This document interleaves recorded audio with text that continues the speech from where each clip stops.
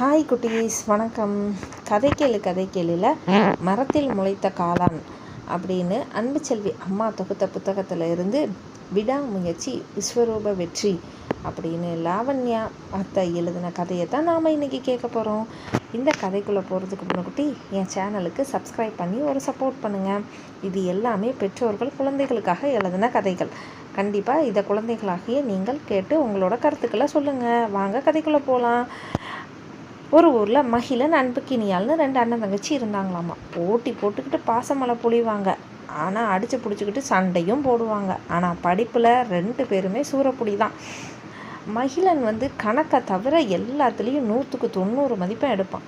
அதே மாதிரி அன்புக்கினியா தமிழில் சின்ன சின்ன மிஸ்டேக்னால் அவளுக்கும் மார்க் கம்மியாகும். ஆனால் அந்த எழுத்து பிள்ளைகளையும் இதையும் சரி செஞ்சுக்க அவங்க அம்மா எவ்வளவு போராடியும் அவங்களால அதை மாற்றவே முடியல. ஆனால் விளையாட்டு, ஓவியம்னு எல்லாத்துலேயுமே ரொம்பவே 2 பேருமே ஆர்வமாக இருப்பாங்க.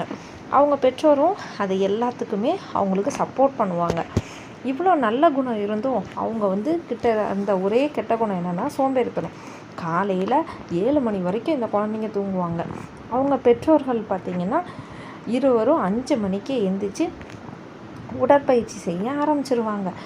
உடற்பயிற்சி செஞ்சு மற்ற வேலைகளை எல்லாம் செய்ய தொடங்குவாங்க. ஆனால் அந்த குழந்தைகளை அப்படி மாற்றணும்னு அவங்க எவ்வளோ முயற்சி பண்ணியுமே மாற்ற முடியல. ஒரு நாள் வீட்டில் எல்லாரும் உட்காந்து டிவி பார்த்துக்கிட்டு இருந்தாங்க. அப்போது ஒரு குதிரை எப்படி பிறக்குது, அது எப்படி வளருது அப்படிங்கிறது ரொம்பவே அழகாக படமாக ஆக்கியிருந்தாங்க. அந்த குதிரை என்ன பண்ணுது அப்படின்னா எந்திக்கிறதுக்கு தடுமாறி முயற்சி செஞ்சு அதுக்கப்புறம் ஓடுது.